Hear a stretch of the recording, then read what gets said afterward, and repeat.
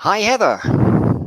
Welcome. For those of you who don't know me, my name is Heather Downey, and I'm here to interview the .NET Foundation board candidate, Rainier, right here. Would you like to introduce yourself fully and where you're from? Absolutely. Thank you for having me. My name is Stropek. I am from Austria. I am a developer, mostly focusing on .NET work, and I'm really looking forward to this interview with you, telling you why I run for the board of directors of the .NET Foundation, what I'm passionate about.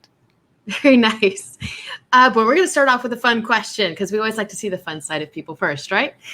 So, if you could compare yourself with any animal, which would it be and why? Well, that one's easy. I think I would be a cat. We have two cats, and I'm really a cat person. I understand them, and we really love them, and so that's easy. I would definitely be a cat. Very nice. Myself, I'm more of a horse person, Huh? although lately I'm thinking about fostering a husky. So we're going to see what my answer would be and how it would change. So let's get started. Why are you running for the .NET Foundation board?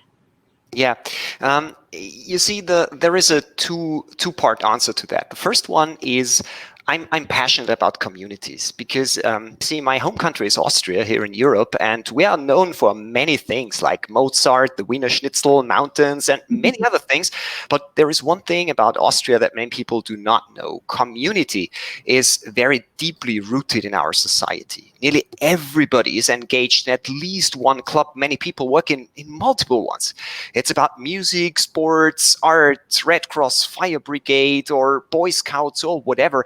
We are a small country, and I looked it up. We have 8 million citizens, and we have more than 130,000 volunteer-led clubs. So devoting time to a nonprofit community is really something that I grew up with, and I value that idea a lot. So open source software, the idea of sharing knowledge and ideas in community is really something that feels very natural to me. And professionally, .NET has been an important part of my work as a software developer since its very beginning. I work in software development for more than 25 years now. So I started with the first technical previews, and ever since I built software based on the .NET platform. So the .NET Foundation kind of brings together these two things that I'm passionate about. On the one hand, spending time with friends in a nonprofit community, enjoying writing code with .NET, and these two things made me run for a seat on the board of directors. But on the content point of view, I really loved I really learned to love working with kids and young coders. I know that supporting people who build and maintain open source projects is really the main goal of the .NET Foundation. But what I would like to put into the focus of my work in the .NET Foundation is working with kids and young people.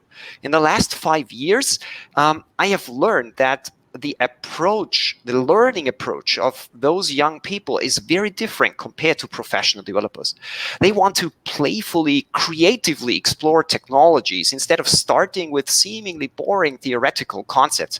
They dream about so many cool things that they want to build, and they are looking for platforms and tools with which they can start immediately. As professional developers, we know how important a solid understanding of the underlying concepts is in order to master something like .NET. And this is how we teach coding, always from the ground up. We spend so much time discussing details, but exactly that makes it look so complicated from a beginner's perspective. So it would make me really happy if I could influence communities that create learning content, that organize meetups, conferences, so that they dedicate a part of their work and ingenuity in fascinating kids for software development. As an industry, we suffer from a lack of junior coders. Additionally, a lack of diversity is, as we all know, a real problem in most development teams. And I strongly believe that we need to approach kids and young coders differently compared to older students and professionals. And organizations like the .NET Foundation can use their influence in that direction, and I would hope that I could contribute a little bit to that process of approaching young coders, for instance. Oh, that's awesome. I love kids, and I found it to be very fulfilling. And you're right, there is a difference in the way that they learn. What are your contributions to the .NET community so far? Like, what have you been doing? Mhm. Recently, I received the Microsoft Most Valuable Professional MVP award for the 10th time. So I do that for Congrats. quite a long time. I currently hold 2 MVP titles, one for Microsoft Azure and one for Developer Technologies. And in 2015, I also became a Microsoft Regional Director. This does not mean that I work for Microsoft, but as RD, we act as kind of non-paid advisors, and we contribute customer insights and real-world voices to the Microsoft product teams. And the basis why I got these awards is my work as a speaker and technical writer. In a typical year, I visit over 30 conferences and meetups and give talks about .NET and Azure. And most of these events are non-profit. I really happily spend this time because I love working with communities. You learn so much. Even if you come there as a speaker, you get so much insights by listening to commercial and open source developers, discussing their challenges and hearing about their everyday struggles and successes. And besides my work as a speaker and a trainer, the community contribution I'm most proud of is founding the local Coder Dojo in my hometown, Linz. Coder Dojos are a worldwide network of volunteer-led programming clubs for kids between 7 and 17. And creating this community from scratch and participating as a mentor has been a lot of fun. And more importantly, it changed my perspective on how to teach coding fundamentally. We started Coder Dojo 5 years ago, and I've been acting as a chairman in this programming clubs.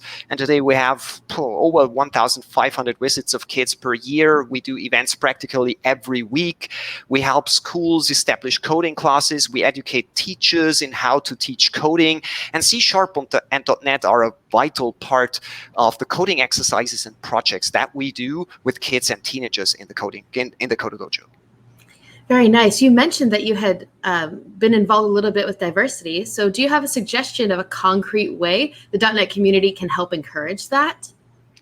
Well, if I come back to my work with kids and young adults, with teenagers, I think it's very important to give the young people some kind of context. So it's always important to not only just show technology, but show them how they can use technology for something that is very important for themselves. And we have to understand that for us, as teachers, as adults, this context, the things that we are passionate about is very different from what young people are passionate about. And I think we have to open that up and let everybody use technology for things that are important for them. And sometimes we forget the perspective of, for instance, young girls or people who have a different cultural background and so on.